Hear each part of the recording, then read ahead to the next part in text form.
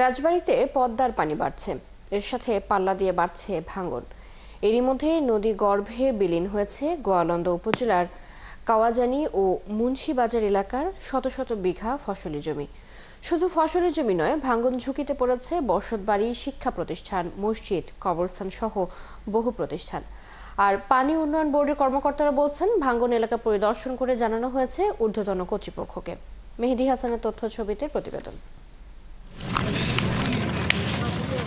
85 বছরের আব্দুল মালিক শেখ সর্বনাশা পদ্মা গিলে খেয়েছে তার বসত ভিটা 4 বার। এখন রাজবাড়ী গোয়ালন্দের দেবগ্রাম ইউনিয়নের কাওয়াজানি এলাকায় সরকারি রাস্তার পাশে কুড়ে ঘর বানিয়ে থাকেন পরিবার সহ। সেই রাস্তাও এখন পদ্মার গ্রাসে যাবার অপেক্ষায়। কালার এক্সপার্ট, জর্জ স্যাপ এবং মাইল্ড অন হ্যান্ডস টেকনোলজি সমৃদ্ধ অরিক্স ক্রিস্টাল ওয়াশ আপনার লন্ড্রি এক্সপার্ট। একই অবস্থা হারুন মন্ডল, খলিলুর রহমান, হাবিবুল্লাহ সহ শত শত মানুষের। আমার বাড়ি ছিল কালাচর, ওই চরে পারছিল ওখান থেকে ভাঙতে ভাঙতে এই পর্যন্ত আছি। এখানে ভাঙলি কোথায় যাবার স্থান নাই। এলাকার লোকজন বলছেন, গত শুক্রবার থেকে শুরু হয়েছে এই ভাঙন। নদীতে হারিয়েছে পটল ও পাট ক্ষেত। পাট কাটার উপযোগী না হলেও বাধ্য হয়ে কেটে নিয়ে যেতে হচ্ছে, কারণ গত এক সপ্তাহে শত শত বিঘা ফসলি জমি নদীতে মিশে গেছে। ভাঙনের দেবগ্রাম ইউনিয়নটি ছোট হয়ে এসেছে। বাচ্চা কাচ্চা মনে করেন স্কুল আছে, বাংলা আমরা কিভাবে পড়াবো, কি করব? নদী ভেঙে গেলে তো মনে করেন কিছুই থাকে না, গরিব মানুষের। কোনো লোক এসে করে নাই, বস্তা বস্তা ফেলাই দিচ্ছে না। আমরা এখন ভেঙে গেলে কোথায় যাবো? ঠিক আছে, এখন ভেঙে গেলে মানুষজন চরে বরে যাবি, ঠিক আছে, হয়ে যাবে পোলাপান কিভাবে করবি, মানুষ করবি। কালকের ভাঙনিতে অন্তপক্ষে অনেকগুলো পাট আমার নদীতে নিয়ে গেছে। আজকে যে কামলা আইনা পাট কাটতেছি, তাও এখন যে কি হবে উপরে আল্লাহ জানে। এনে যে বাঙালি কোথায় যাবো, এনে কোনো নিজের কারণ নাই রে শোনা।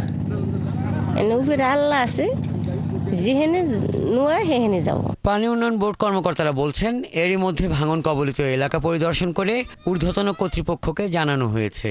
অনুমতি পেলেই শুরু হবে নদী শাসনের কাজ। আমরা নদী ভাঙন কবলিত স্থানের তথ্য সাথে নিয়ে মাঠ পর্যায়ে সাইট পরিদর্শন করে আমরা ঊর্ধ্বতন দপ্তরকে সঙ্গে সঙ্গে অবহিত করছি। ঊর্ধ্বতন দপ্তর থেকে কাজের প্রশাসনিক অনুমোদন পেলে আমরা মাঠ পর্যায়ে কাজ বাস্তবায়ন। এলাকাবাসী বলছেন, দ্রুত কাজ শুরু না হলে নদীতে মিশে যাওয়ার শঙ্কা রয়েছে কাওয়াজানি, ধোপাপাখি, মুন্সিবাজার সহ কয়েকটি গ্রামের বসতবাড়ি, স্কুল, মসজিদ, কবরস্থান সহ বহু অবকাঠামো। হাসান আহমেদ, ৭১। এ বিষয়ে সর্বশেষ অবস্থা জানাতে রাজবাড়ী থেকে আমাদের সাথে যুক্ত আছেন সহকর্মী মেহেদী হাসান। কথা বলবো তার সাথে। মেহেদী, নিশ্চয়ই শুনতে পাচ্ছেন আমাকে। ভাঙনে কোন কোন এলাকা বেশি ক্ষতিগ্রস্ত হয়েছে এবং ভাঙন প্রতিরোধে এবং ক্ষতিগ্রস্তদের সহায়তায় প্রশাসনের কতটুকু তৎপরতা দেখছেন? চৈতি, আমি যদি ভাঙনের এলাকার কথা বলি আপনাকে, আমি একটু জানিয়ে রাখতে চাই যে রাজবাড়ী জেলাটি একটি পদ্মা বেষ্টিত জেলা। রাজবাড়ী জেলার গোয়ালন্দ উপজেলার দৌলতদিয়া থেকে পাংশা উপজেলার শিয়ালডাঙ্গি পর্যন্ত 57 কিলোমিটার এলাকা রয়েছে নদীপথ। অর্থাৎ এই 57 কিলোমিটার এলাকার 9টি ইউনিয়ন রয়েছে, যেগুলো ভাঙন কবলিত এলাকা। আপনি ক্যামেরার সাহায্যে যেই এলাকাটির চিত্র দেখছেন, এটি মূলত গোয়ালন্দ উপজেলার দেবগ্রাম ইউনিয়নের মুন্সিপাড়া এলাকা।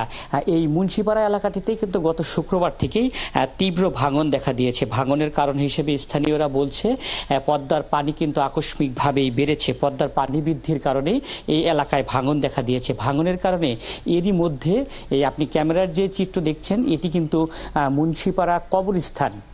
এই কবরস্থানটির 2/3 নদীগর্ভে বিলীন হয়েছে। এছাড়াও এর ডানে এবং বামে শত শত বিঘা ফসলি জমি। আমরা গতকালকে যখন প্রতিবেদনটি প্রস্তুত করতে আসি, তখন আমরা দেখেছি যে এই এলাকার যে কৃষি জমি রয়েছে, পাট ক্ষেত রয়েছে, পটল ক্ষেত রয়েছে, সেই ফসলি জমিগুলো কিন্তু নদীগর্ভে বিলীন হচ্ছে।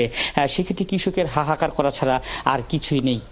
এই ক্যামেরার যে চিত্র দেখছেন, আজকে সকালেও কিন্তু এই এলাকাটিতে ব্যাপক আকারে ভাঙন দেখা দিয়েছে। ক্ষণে ক্ষণে কিন্তু নদী পাড়ের যে মাটি, সেগুলো ভেঙে কিন্তু নদীগর্ভে বিলীন হয়েছে। এছাড়াও এখনও ভাঙন ঝুঁকিতে রয়েছে এই এলাকার অন্ততপক্ষে 3টি গ্রামের যে শত শত বসত বাড়ি রয়েছে, সেই বাড়িগুলো কিন্তু ঝুঁকিতে রয়েছে, ভাঙন ঝুঁকিতে রয়েছে। এই এলাকার একটি জামি মসজিদ, ভাঙন ঝুঁকিতে রয়েছে বিদ্যালয়, ভাঙন ঝুঁকিতে রয়েছে মন্দির সহ শত শত স্থাপনা। আমরা প্রশাসনের সাথে এই বিষয়টি নিয়ে কথা বলেছি। গোয়ালন্দ উপজেলা প্রশাসন বলছে, তারা ভাঙন এলাকা চিহ্নিত করে পানি উন্নয়ন বোর্ডকে একটি চিঠি দিয়েছে, তাতে দ্রুত সময়ের মধ্যে ভাঙন রোধে তারা তাতে জিও ব্যাগ ফেলেন। আর পানি উন্নয়ন বোর্ডের কর্মকর্তার সাথে আমাদের কথা হয়েছে।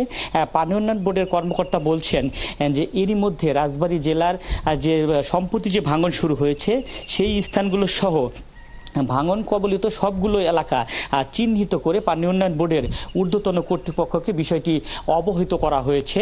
তাদের অনুমতি পেলেই ভাঙন কবলিত এলাকায় তারা জিও ব্যাগ এবং ভাঙন নদী শাসনের কার্যক্রম তারা শুরু করবেন। চৈতি। মেহেদী, আপনাকে ধন্যবাদ আমাদের সাথে যুক্ত হওয়ার জন্য। রাজবাড়ী থেকে পদ্মার পানি বৃদ্ধি এবং ভাঙন নিয়ে জানাচ্ছিলেন সহকর্মী মেহেদী হাসান।